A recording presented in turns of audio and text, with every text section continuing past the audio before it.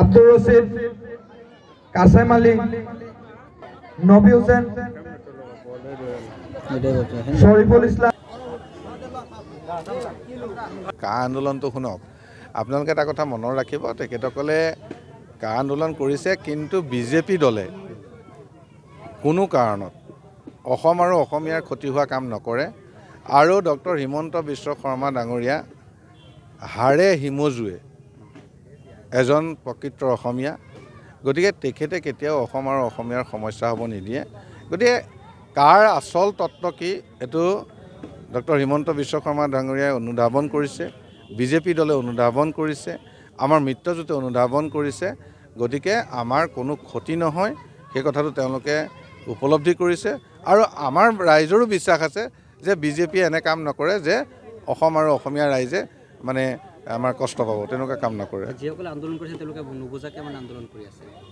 তেখেতসকলে কালিলৈ বুজিব, আহিব। আমাৰেতো বন্ধু, মইতো ছাত্ৰ সন্থাস কৰিছোঁ, মইতো AGP কৰিছোঁ, মইতো কংগ্ৰেছ কৰিছোঁ, মইতো এতিয়া বিজেপি কৰিছোঁ, চব কৰিছোঁ। কি কৰা নাই জীৱনত? চব কৰিছোঁ।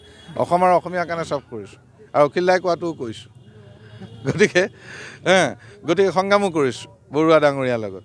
গতিকে অসম আৰু অসমীয়াৰ কাৰণে যেনে কৈছে আমাৰে ভাই বন্ধু কৰিছে। তেখেতসকলক বুজাই দিব, আমাৰ মুখ্যমন্ত্ৰীগৰাকীয়ে বুজাই দিব, সমাজে বুজাই দিব, বুজিব। আৰু তেখেতসকলে এটা মানে ভাবিছে যে এইটো কৰিবৰ প্ৰয়োজন আছে, কৰক। আমি তেখেতলোকৰ হেৰিটো খালি মানে বন্ধ বা কিবা এনেকুৱা কৰিব নালাগে যিটো কাৰণে আমাৰ ইকনমিটো লষ্ট হ'ব বা বাহিৰৰ মানুহে ইয়াত আহিবলৈ টান পাব, তেনেকুৱা হ'ব নালাগে। বাকী গণতান্ত্ৰিকটো কৰাৰ চবৰে অধিকাৰ আছে, কৰক। ৰেলী কৰিছে, শ্লোগান দিছে, মোৰ সন্মুখেদি অথনি আহিছে, নাই একো নাই, মোৰ ভাইটিকেইটাকে দেখিছোঁ, এইবিলাক আমি চিনি পাওঁ। গতিকে তেওঁলোকে কৰিছে, আৰু কালিৰ পৰা নকৰে। আজি এটা ওলাব লাগে, এটা গুৱাহাটীৰ পৰা অৰ্ডাৰ আহিছে, কৰি ভাবিব কি কৰিব। আৰু আমি যি কৰিছিলোঁ, আমি অসম আৰু অসমীয়াৰ কাৰণে কাম কৰিব গৈছিলোঁ। যিটো বয়সত আইৰ মানে আচলৰ তলত থাকি কলেজ গৈ যাব লাগিছিল, সেই সময়ত আমি অসম আৰু অসমীয়াৰ কাৰণে সংগ্ৰাম কৰিব গৈছিলোঁ। ঠিক আছে, সেই পথটো কিবা এতিয়া ৰাইজে ভুল বুলি কৈছে, কিবা কৈছে, বেলেগ কথা। কিন্তু আমিতো সেই বয়সত আমি ভবা নাই, আৰু আমি দৰমহা পোৱা নাছিলোঁ। আমি খালি ডু এণ্ড ডাই কাৰ কাৰণে? অসম আৰু অসমীয়াৰ কাৰণে। কিবা বহুত ল'ৰা মৰিলে, আমি কোনো কিছু ঘূৰি আহিলোঁ। আৰু আজিলৈকে ক'ব পাৰিব নেকি, কোনোবাই ক'ব পাৰিব নেকি যে আজিলৈকে মই যেতিয়া আহিলোঁ তাৰ পিছৰ পৰা কোনোবা এটা মোৰ ওপৰত কিবা কাৰোবাৰ কমপ্লেইন এটা আছে? কোনেও ক'ব নোৱাৰিব।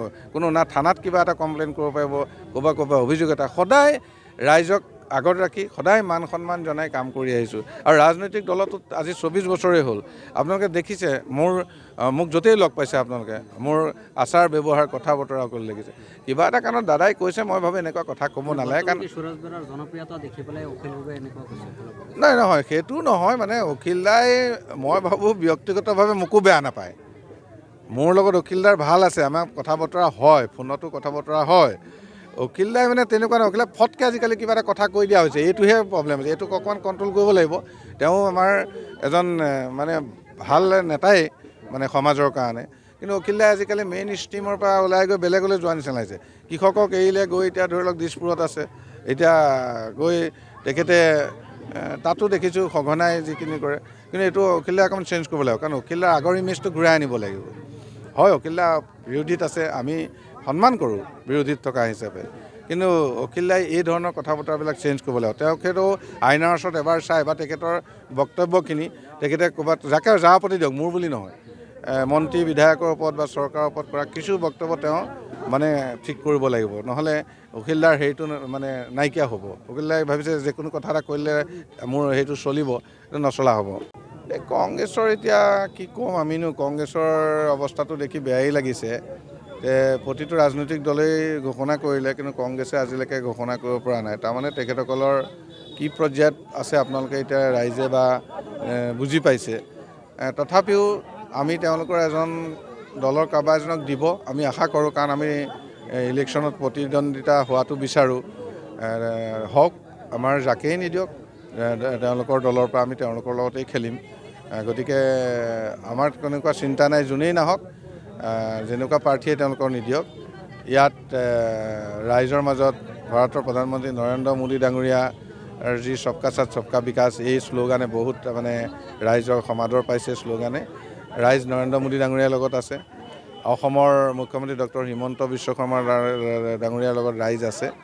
গতিকে ৰাইজ পদুম ফুলৰ লগত আছে, গতিকে আমাৰ জয় নিশ্চিত হ'ব। কংগ্ৰেছে কি আগন্তুক নিৰ্বাচনত প্ৰতিদ্বন্দ্বিতা কৰিবলৈ হতাগ্ৰস্ত হৈ আছে নেকি, যাৰ কাৰণে আজিলৈকে তেওঁলোকে দেখাত অৱশ্যে তেনেকুৱাই লাগিছে, কাৰণ তেওঁলোকৰ ছাৰ্ভে ৰিপৰ্টটো গম পাইছেতো, গম পোৱাৰ পিছত তেওঁলোকে মানে বুজি পাইছে যে এইবাৰ আৰু মানে মাইনৰিটি লোক মানে নাথাকিব তেওঁলোকৰ লগত। আৰু আপোনালোকেও সঁচা অন্তৰত আপোনালোকেও বাতৰি লোৱা বুলি নহয়, আপোনালোকে প্ৰেক্টিকেলি আজি এই সভাখনতে চাওক, এইটো আপুনি কেতিয়াবা কল্পনা কৰিব পাৰিছিল নেকি যে এইটো অঞ্চলত এনেকৈ বিজেপিৰ মানে পদুম ফুলিব বুলি? গতিকে আজি মানুহ ওলাই আহিছে, কাৰণ মানুহে আজি বুজি পোৱা হৈছে, সকলো কথা বুজি পোৱা হৈছে। বদৰুদ্দিন আজমলৰ নগাঁও লোকসভা সমষ্টিত মেয়ৰ সমষ্টি বুলি কৈছে, ধৰ্মীয় মেৰুকৰণ কৰিব বিচাৰিছে নেকি? চাওক, তেখেতৰ এতিয়া বয়স হৈছে, তেখেতে এতিয়া ধৰ্ম কৰিব লাগে, সকলোৱে কাৰণে দোৱা কৰিব লাগে যে আমাৰ অসমখন সুখ শান্তিৰে আমি থাকিব পাৰোঁ, সকলো ধৰ্মৰ লোকে এক লগত থাকি আমি আগবাঢ়িব পাৰোঁ। এতিয়া আৰু এইটো বয়সত তেখেতে সভাত আহি পইচা বিলোৱা আৰু আহি পেলাই এই যিখিনি মানুহে নিজকে অসমীয়া বুলি আজি পৰিচয় দিব গৈ আছে, নিজকে বাহিৰত গ'লে, আপোনালোকে বাহিৰত গ'লে কি কয়? অসমীয়া বুলি কয়। আপুনি ক'ৰ পৰা আহিছে? অসমৰ পৰা। আপোনালোক কি মানুহ বুলি ক'লে? বোলে আমি অসমীয়া মানুহ। আকৌ শব্দ এটা মিয়া মিয়া উলিয়াইছে, তেওঁহে উলিয়াই ফুৰিছে এইবিলাক মিয়া বুলি। আমিতো কৈছোঁ ক'ৰবাত, আজি এতিয়া মিটিঙত আমি ভাষণ মাৰিলোঁ, আমি ক'ৰবাত মিয়া শব্দ কোৱা শুনিলেনে? আমি কৈছোঁ যে মাইনৰিটি কৈছোঁ বা মানে সংখ্যালঘু বুলি কৈছোঁ, কিন্তু আমিতোতো কোৱা নাই। আৰু আপোনালোকৰ মানুহে শব্দটো আজিকালি কোৱাটো ভালো নাপায়, আপোনালোকৰ ল'ৰা ছোৱালীবিলাকে শব্দটো ল'বলৈ বেয়া পায়। চবেই নিজকে অসমীয়া, হয়ো আপোনালোক অসমীয়া, এইটো চিয়'ৰ এণ্ড চাৰ্টেন। তাৰপিছত আকৌ তেখেতে আকৌ এটা শব্দ উলিয়াই, এইটো বেয়া হৈছে। আপোনালোকৰ ফালৰ পৰা আপোনাক কৈ দিব যে আপুনি যি ৰাজনীতি কৰে কৰক, আমাক সেই মিয়া মিয়া নক'ব, আমি মিয়া নহয়, আমি অসমীয়া। গতিকে আৰু তেখেতে ভাবিছে এইটো কৰিলে হ'ব, এইটো গ'ল আৰু জৰা ফুকা এই মিয়া ইছ্যু নাই। এতিয়া চব মানুহ মোদী ডাঙৰীয়াৰ লগত আছে, মামাৰ লগত আছে, পদুম ফুলত আছে।